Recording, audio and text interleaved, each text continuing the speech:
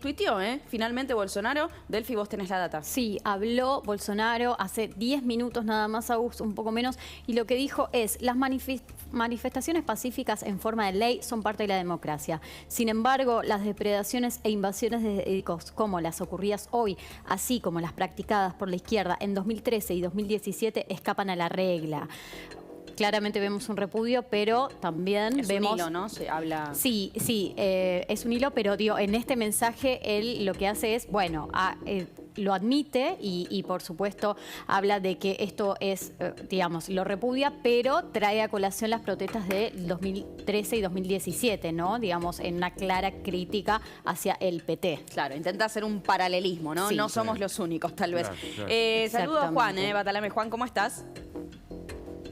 Hola, buenas noches. Ay, no te escuchamos. Creo que está silenciado. Está muteado. Ahí está, ahora sí. Gracias. Hola, Juan, ¿cómo estás? Perdón, Gracias buenas por tu noches. tiempo. Bien. No, Contanos. gracias a ustedes por invitarme a dialogar. A ver, estábamos tratando de hacer un resumen de todo lo que está sucediendo. Algo positivo, Bolsonaro habla, a diferencia de antes que estaba en silencio. ¿Qué es lo que dijo? Y dijo exactamente lo mismo que cuando hubo el corte de rutas y estuvo el levantamiento de los camioneros apenas se pierden las elecciones.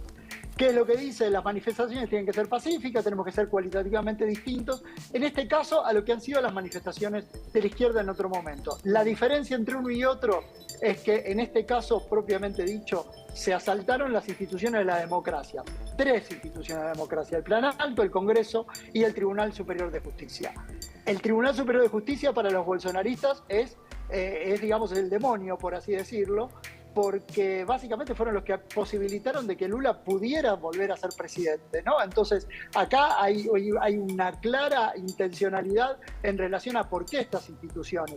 Lo del Congreso se entiende poco, en tanto y en cuanto el Congreso hoy está dominado, entre comillas, porque hay algo que expresa muy bien el arte de la política brasileña, que es la negociación, pero está dominado por bolsonaristas. Claro. Y el Ejecutivo, si uno quiere, es donde está el poder del PT.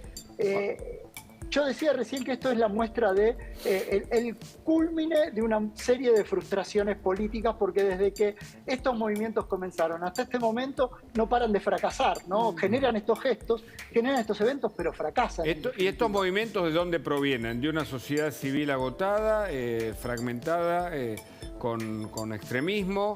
¿Del bolsonarismo, de sectores de derecha que no quieren a Lula, de justamente los anti-Lula? ¿Cómo se explica esto? ¿Se emparenta con lo que pasa en toda la región con movimientos de esta naturaleza? Justamente, se emparenta con lo que está sucediendo en toda la región, en esta política, en este ganar político a partir de las divisiones en sociedades que están divididas en el sentido de lo que quieren para sus propias sociedades. ¿Qué ganó? La diferencia entre Lula y Bolsonaro fue de un punto, ¿sí? Eso demuestra básicamente que Lula representa un proyecto de sociedad que no es aceptado por la otra mitad de la sociedad. Claro. ¿Sí? En ese aspecto, lo mismo estamos viendo en Perú, en la República Argentina, en Chile, en Bolivia, en exactamente, Ecuador. donde las instituciones chocan, exactamente. Ecuador, Bolivia, donde las instituciones chocan entre sí. Y en ese sentido, los que lideran esas instituciones tratan de arrastrar a la gente a esas posiciones. Entonces, la democracia representativa deja de ser representativa para pasar una especie de proyecto de democracia directa fallido, donde lo que a mí no me gusta, directamente actúo a partir de lo que me parece que a mí está bien, ¿no? Pero bueno, lo que nos dicen a nosotros qué es lo que está bien y qué está mal son las leyes que nos dan nuestros representantes. Claro, pero qué Y ahí salidas está el peligrosas, problema. ¿no? Que puede tener, porque lo que estamos viendo hoy lo hemos visto también en una escala incluso mayor en Estados Unidos, donde incluso hubo muertos. Digo, es peligroso, ¿no? Totalmente, y ahí te agrego una cosa más, una diferencia, si vos querés, tal vez de prudencia de Bolsonaro. Trump arengó lo del 6 de enero del 2021. Bolsonaro se mantuvo en silencio. Lo que no sabemos es quién financió y qué es lo que va a salir producto de estas investigaciones. Ahora, acá hay un dato muy importante para trazar un paralelo de cómo van a jugar las redes sociales. Las redes sociales nos llamaron automáticamente la atención y nosotros las primeras imágenes las teníamos a través de las redes sociales. En los Estados Unidos hubieron 950 detenidos gracias a los videos que lograron capturar de las redes sociales, de todos los videos que se sacaron, y al momento hay 450 detenidos o castigados o con condena, propiamente dicho, en los Estados Unidos por estas acciones.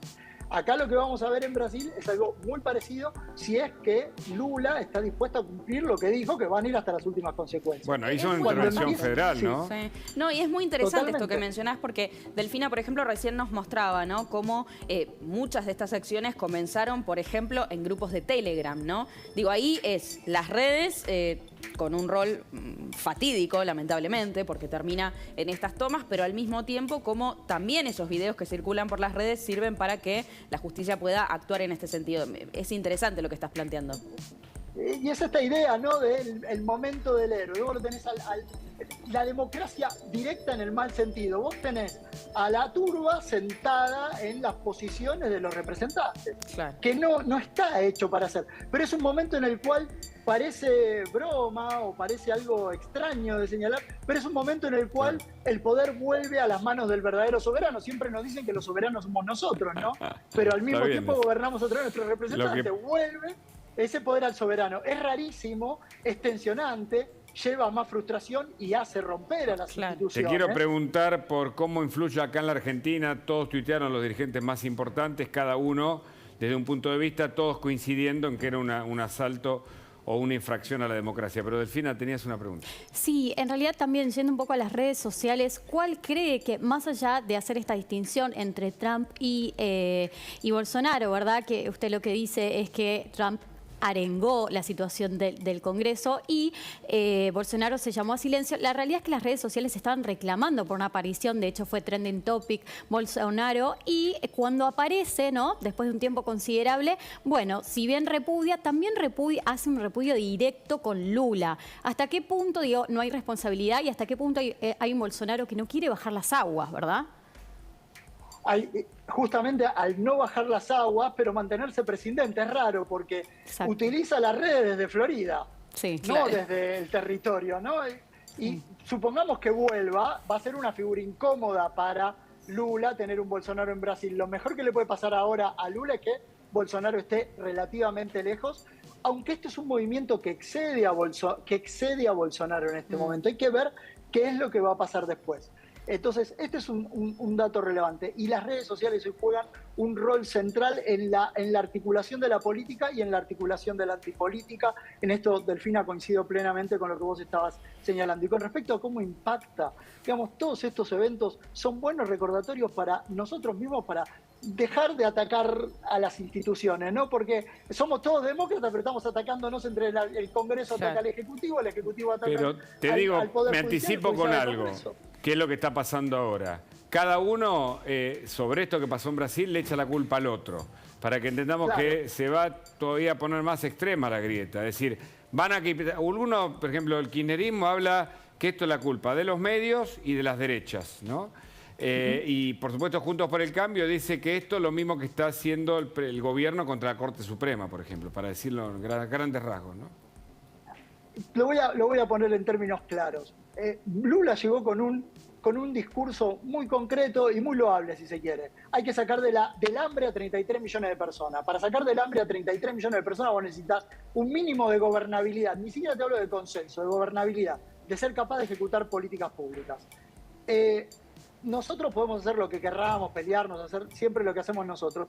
Ahora, evidentemente, cuanto más hora demos la gobernabilidad del país, más pobre vamos a tener. Y la responsabilidad es de la élite política, no de la sociedad. Claro. Entonces, estos son buenos recordatorios de que mejor de que la élite política concuerde, arregle y nos saque adelante a todos y no que termine sucediendo esto. Porque cuidado, recordá que en el 2001, para los que son más chicos que nosotros también, nuestro Congreso también enfrentó el efecto turba y el efecto turba sobre la Casa Rosada. Y esto fue un momento bajo de la democracia argentina. Un momento en el cual hasta se llegó a pensar de que se podían llegar a sacar los militares para volver a restaurar el orden. Entonces, la memoria en corto nos juega de que hay una memoria en largo, de que cuando la economía fracasó y la gobernabilidad se puso en la picota, estuvimos a punto de perder la democracia. Hablabas recién ¿No? sobre la gobernabilidad, ¿no?, de Lula da Silva, y me parece importante hablar de este punto, porque ya incluso desde antes de que asumiera Lula, hablábamos de que iba a enfrentarse, ¿no?, a distintas situaciones tal vez complejas en su gobernabilidad, básicamente porque asumió con una polarización muy grande, porque agarra también un Brasil muy distinto al de sus dos anteriores mandatos, con un bolsonarismo tal vez muy marcado, con otra situación económica. La pregunta es, eso él ya lo sabía. A la luz de lo que ocurrió hoy, ¿cómo sigue la gobernabilidad de Lula da Silva? ¿Cuáles van a ser esos nuevos desafíos, ¿no?, que va a encontrar? Un dato interesante a mirar, no tengo la respuesta, pero un dato interesante a mirar es cómo va a actuar el día de mañana Lula, digamos, cómo va a ir en contra de diferentes libertades. Por ejemplo, vuelvo al ejemplo de las redes sociales. Las redes sociales se utilizaron para generar información falsa, lo sabemos, los problemas de noticias falsas, para coordinar acciones, si queremos, de este tipo subversivas. Bueno, ¿hay que regular o no hay que regular las redes sociales? Y hay que tener un mayor control y hay que avanzar sobre lo que sucede en las redes sociales, que esto es una agenda común en muchos gobiernos de América Latina, de centro izquierda y de centro derecha. Acá todos tienen su responsabilidad. Hay que prestarle atención a eso. ¿Va a avanzar sobre libertades o no va a avanzar sobre libertades? Segundo, ¿cómo van a actuar los gobernadores que son parte del movimiento de Bolsonaro? No que son de Bolsonaro, sino que son parte de este movimiento de Bolsonaro. Porque en Brasilia hay un gobernador que era bolsonarista, por así decirlo, y que pidió disculpas, que la verdad que lo vamos... A ver, políticamente le voy a dar el siguiente crédito. Él dice, yo no pensé que este gobierno, estos movimientos con el paso del tiempo se iban a diluir, etcétera. Ya le costó la posición a su secretario de Seguridad, ya lo corrió del cargo, pidió disculpas, no fue removido. La intervención pura y exclusivamente muy inteligente de parte de Lula, atacar la cuestión de seguridad, es poner en control y restaurar la seguridad, pero hay que ver qué es lo que va a pasar en los próximos días. Por lo y acá, pronto vimos que la intervención federal desplaza la gestión del gobernador en Brasilia.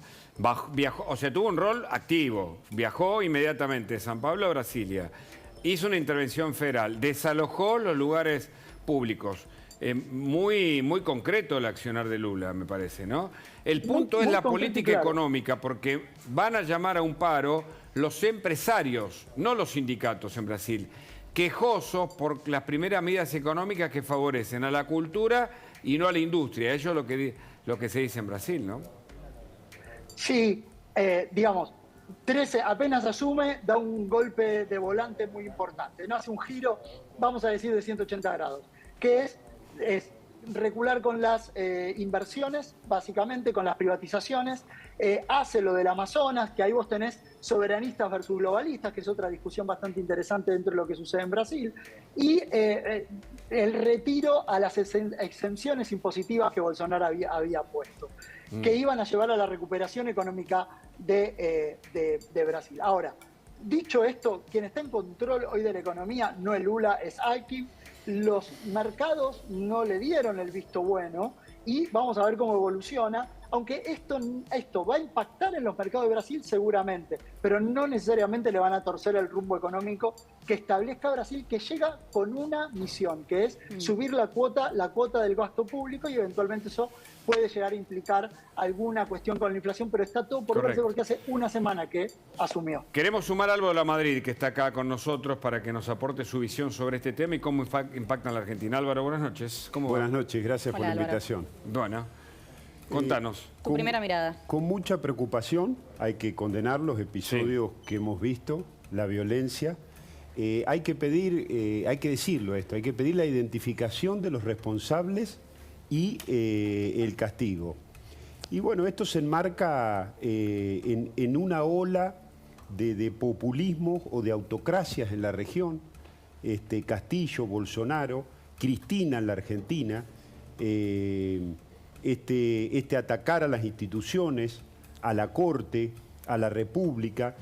Y la verdad de lo que se trata es de quienes se creen dueños de la verdad y quieren implementar el sistema de pensamiento único. Esto hay que dejarlo claro. No se trata de una cosa de izquierda o de derecha. lo que estamos viendo es quienes son democráticos o no, quienes están a favor de la República o no. Álvaro, hace un ratito veíamos las palabras del expresidente Mauricio Macri hablando sobre esto, repudiando lo que ha sucedido en Brasil, pero también hizo un paralelismo con lo que está sucediendo en este momento entre el gobierno nacional y la Corte Suprema. No sé si has visto el tuit, pero ¿cuál es tu mirada? ¿Hay un paralelismo ahí, como dice Mauricio Macri? No lo vi al tuit. Estaba viniendo de Navarro, donde fui el fin de semana, y ha noticiado de todo esto, que es grave.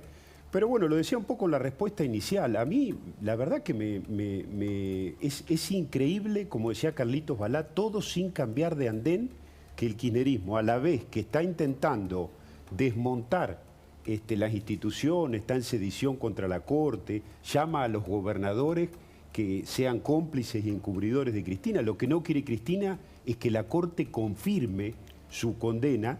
Claro. Estén tratando de utilizar esta situación, cuando ellos, no nos olvidemos, correcto, no entregaron el bastón de mando y tuvieron actitudes claramente desestabilizadoras. Ahora te voy a preguntar, me llamó la atención, comparar a Bolsonaro con Cristina, o si no entendí mal, pero Patalaven tiene algo para agregar sobre esto. Te escuchamos. Sí, ahí está. Ahí lo que quiero señalar es esto. Fíjate vos que lo que hizo Trump con Biden, lo que pasó entre Macri y Cristina, lo que pasa entre Bolsonaro y Lula, tiene un hilo conductor. Es poner en discusión la legitimidad del que continúa, poner en discusión la continuidad de la democracia. Y la persona importa poco acá, lo que importa es la institucionalidad presidencial. El que recibe el poder, recibe la legitimidad, porque representa al pueblo, ¿no? Al pueblo de la República Argentina, al pueblo de los Estados Unidos, al pueblo de Brasil. No hay nada más atacante a la democracia, nada que ataque más a la democracia que correr con ese